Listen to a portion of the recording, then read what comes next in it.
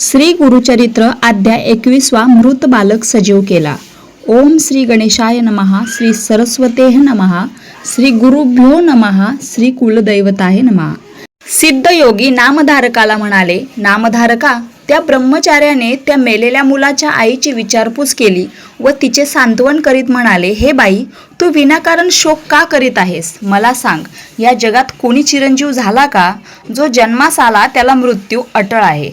हा संसार म्हणजे पाण्यावरील बुडबुडा आहे। हा देह पृथ्वी, आप, तेज, वायू व आकाश या पंचमहाभूतांपासून बनलेला आहे। ही पंचमहाभूते विलग झाली की ह्या देहाचा नाश होतो। त्या पंचमहाभूतांचे गुण मायापाशांनी माणसाच्या ठिकाणी भ्रम निर्माण करतात।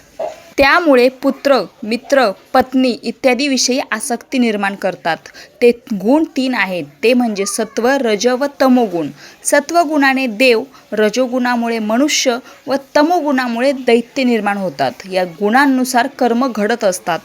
कर्म चांगले वाईट जसे असेल त्यानुसार त्याचे फळ मिळतं। गुणांनुसार इंद्रियांच्या भोगाची वासना प्रबळ ठरते व सुख, दुःख, भोग पुढे येतात। पूर्वकर्मानुसार प्राणी जन्मास येतात व देह प्रारब्ध भोगतात। कल्पवर्ष आयुष्य असणाऱ्या देवऋषींनाही अंत असतो। मग मनुष्याची काय कथा? देहावस्था सतत बदलत असते। जन्म, बालपण, तारुण्य, वार्धक्य व शेवटी मृत्यू हे सर्व अटळ असते। मृत्यूनंतर जीवात्मा पुन्हा नवीन देह धारण करतो। हे जन्म मरणाचे चक्र सतत चालू असते। जे ज्ञानी असतात ते जन्म मृत्यूचे दुःख मानित नाहीत। जन्मास येणाऱ्या प्रत्येकाची ललाट रेषा ब्रह्मदेवाने लिहून ठेवलेली असते। प्रत्येकाचे जे पूर्वार्जित असते त्यानुसार प्रत्येकाला तशी गत प्राप्त होते।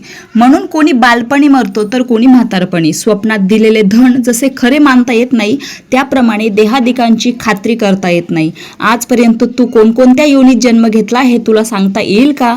तू मनुष्य योनीत जन्म घेतला होतास असे मानले तर त्या प्रत्येक जन्मात तू कोणाची आई होतीस, कोणाची पत्नी होतीस, तुझे आई वडील कोण होते हे तुला सांगता येईल का? नाही ना। मग आता या पुत्राचा वियोग झाला म्हणून विनाकारण शोक का करतेस? हा देह पंचभौतिक आहे। हा देह चर्म, मांस, हाडे, मूत्र याचा नश्वर गठ्ठा आहे।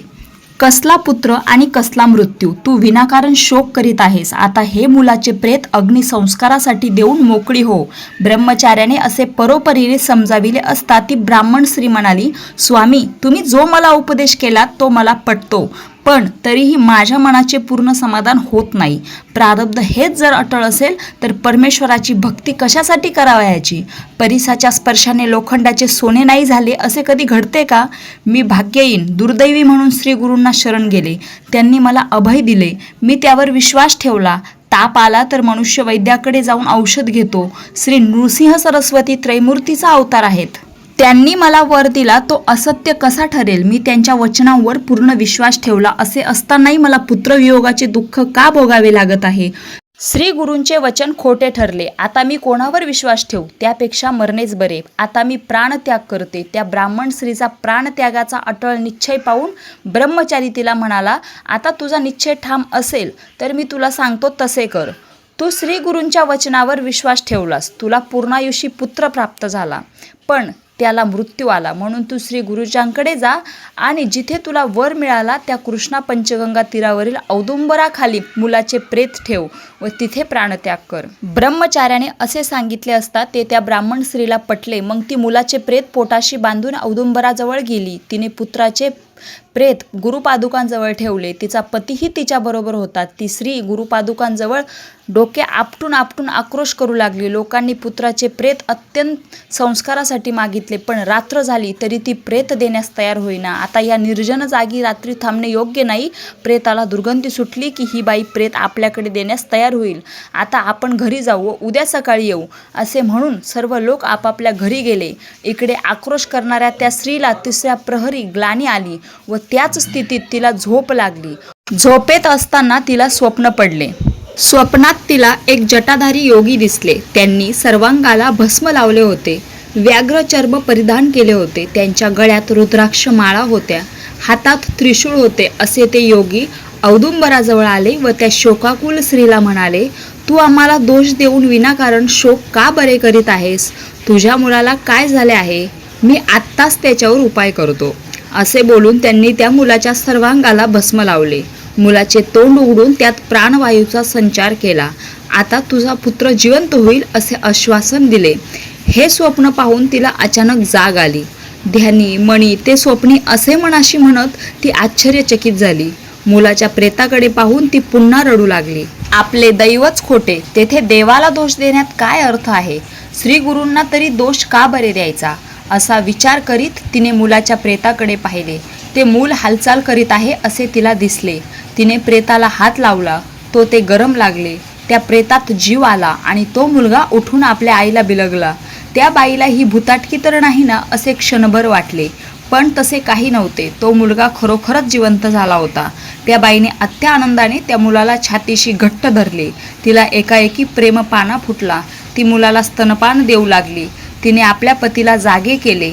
आपला मुलगा जिवंत झालेला पाहून त्याला अतिशय आनंद झाला. हे सर्व श्री नृसिंह सरस्वतींची अगाध लीला याची त्याला खात्री पटली. मग त्या पती पत्नींनी स्नान करून औदुंबरास प्रदक्षिणा घातल्या. श्री गुरूंचे अनेक परींनी स्तवन करून क्षमायाचना केली. श्री गुरूंच्या पादुकांची यथासांग पूजा करून भक्तिभावाने श्री गुरूंचे स्तवन केले.